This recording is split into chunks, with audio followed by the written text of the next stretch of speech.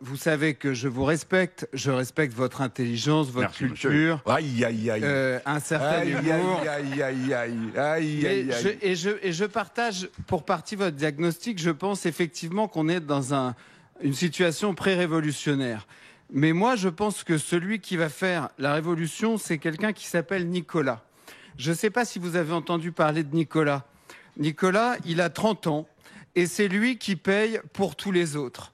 Nicolas, c'est les 10% de Français qui payent 70% de l'impôt sur le revenu.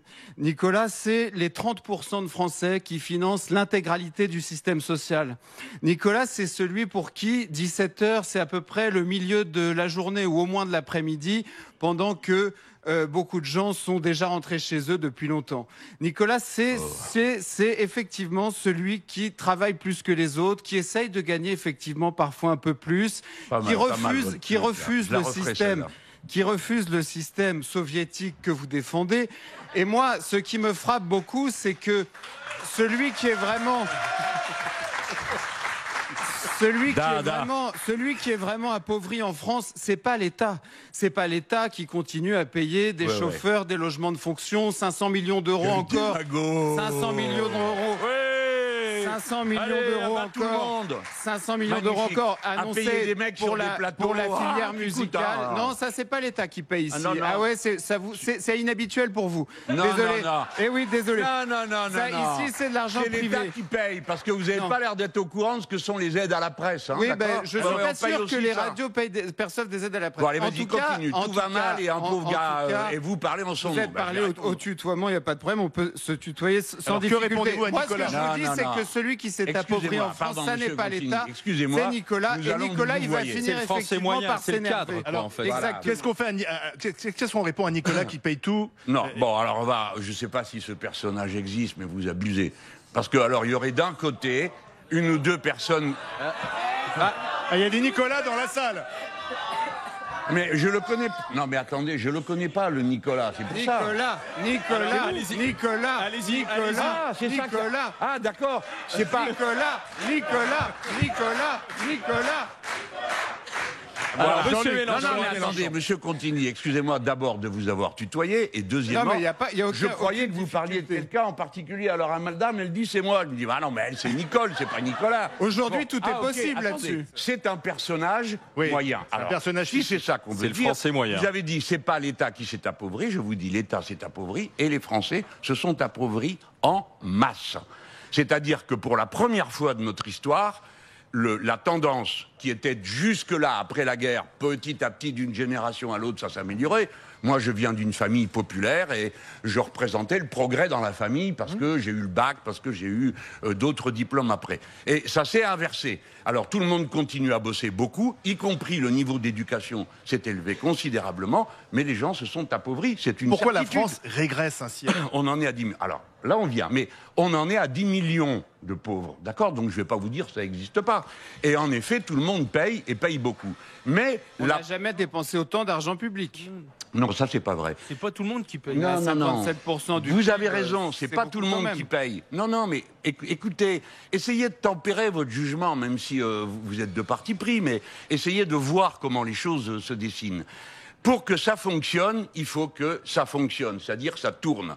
Il faut qu'il y ait de l'activité, du boulot, des choses à produire. Et pour qu'il y ait des choses à produire, il faut qu'il y ait des gens qui puissent les acheter. Si vous appauvrissez les gens progressivement, ils ne peuvent pas acheter. Donc il n'y a pas de création d'emplois. Et c'est reparti pour le chômage dans notre pays. Et progressivement, tout le monde s'appauvrit. Donc il faut augmenter les salaires.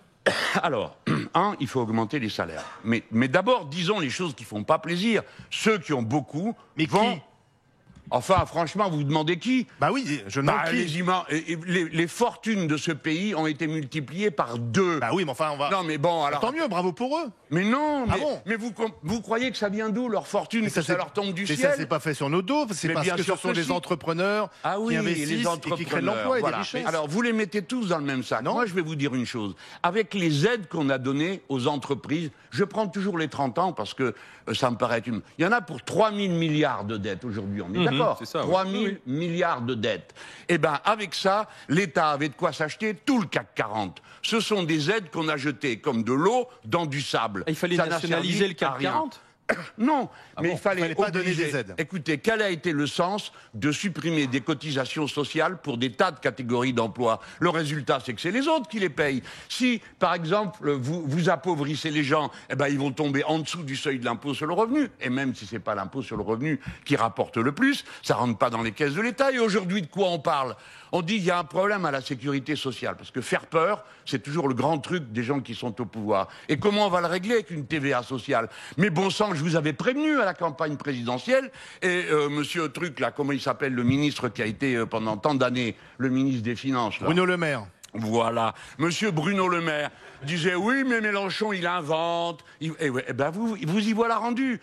Si vous avez la TVA, dans ce pays, tout le monde paye des impôts. Mais la TVA, c'est l'impôt le plus cruel, celui qui rapporte le plus et qui coûte le plus aux plus pauvres, parce que ça représente une part de leur salaire qui est bien plus considérable. Oui, mais dans votre équation, il y a quelque chose que je ne comprends pas après. Oui. C'est comment, en imposant les plus grandes fortunes, vous augmentez le salaire de Nicolas et des autres, parce que c'est ça. C'est pas. Attendez. Ah oui, mais c'est ça l'enjeu. C'est ça l'enjeu. Bien. Alors on va prendre par un autre bout. Si on prend un salarié qui a un salaire brut de 100, il coûte 142 à sa boîte et lui il touche 77. En Allemagne, ce même salarié qui a 100 brut, il coûte 119 à sa boîte et il touche 82. Bon. À un moment donné, vous nous parlez toujours comment on va approvisionner la caisse et chez qui il faut aller prendre pour approvisionner la caisse. Mais vous nous parlez jamais, monsieur Mélenchon, comment on fait pour qu'il en sorte moins de la caisse. Alors, parce que je pense que le consentement à l'imposition, il part de là aussi. Aujourd'hui, tous les artisans, et moi je viens du milieu rural, qui se lèvent à 5 h du matin, qui font leur journée et qui voient leurs voisins qui attendent que les aides sociales y tombent, eh ben ils en peuvent plus. Et ils sont plus dans le consentement à l'impôt, ces gens-là. Écoutez, vous applaudissez ça? Vous croyez réellement que les gens qui ont recours à l'aide sociale sont des profiteurs pendant que les autres bossent? Vous le croyez réellement? Eh bien, je ne suis pas d'accord avec vous. Ah oui. Parce que quand vous serez malade, vous serez bien content d'avoir la sécurité sociale pour prendre en charge les soins. Écoutez, franchement... Alors attendez, répondez. Non, eh ben je m'excuse, le peuple français, c'est pas un ramassis d'égoïstes. Il faut savoir partager. Mais je dis, tout le monde est d'accord. Ouais. C'est bon, je suis pas de votre avis. Non, mais tout le monde est d'accord, non? Oui. Vous êtes 50 et vous criez en même temps, je peux crier tout seul. Bon, alors la réponse sur le coût salarial. Oui, non, attends. Parce que c'est ce que vient de dire notre agriculteur. Non, il dit trop de dépenses sociales, c'est ce que dit Didier. Voilà. Lesquelles? Allez-y, dites quelles sont les dépenses sociales qui sont de trop. Vous n'êtes pas malade, j'espère. Non, mais vous avez pris trop de cachets. Non, mais c'est bon, quoi. Non, tout ça. Attendez, j'ai même pas le temps de répondre. Allez-y, monsieur Mélenchon. Alors, laissez-moi répondre à ce que vous dites. Allez-y. D'abord, arrêtez de jouer le numéro de « Ah, l'Allemagne, c'est formidable, ils bossent, ils sont sérieux ». Tout ça, c'est pas vrai. Il y a autant de pauvreté de plus en Allemagne qu'il y en a ici. Il y a autant d'emplois qui ont été détruits. L'industrie allemande est complètement plantée. Ils passent leur temps à essayer de nous piquer nos propres parts de marché. Et d'une. Et de deux, je ne suis pas en train de vous dire que c'est en prenant aux plus riches qu'on va augmenter les salaires, quoi qu'il faille augmenter les salaires. Je suis en train de vous dire que c'est en cessant de donner à ceux qui ont déjà et en cessant de réduire la part de la charge de l'État sur les plus riches que l'on peut remplir la caisse. Mais fondamentalement, on la remplit, monsieur, non pas en coupant dans les dépenses publiques, mais en augmentant l'activité du pays. Parce que c'est ça qui donne des résultats, de l'emploi. Donc il faut être plus nombreux à travailler. La consommation populaire, c'est 53% de la richesse de ce pays. Par conséquent, si vous étranglez les gens, eh bien, en les étranglant, vous diminuez la capacité du pays. Monsieur Donc, attendez, il faut faire... Du net par rapport à leur brut. Attendez, attendez, je vais venir sur le net et le brut, parce que ça, c'est vraiment des contes de magiciens. Ça, c'est vrai. Donc je termine. Mais non, c'est pas vrai.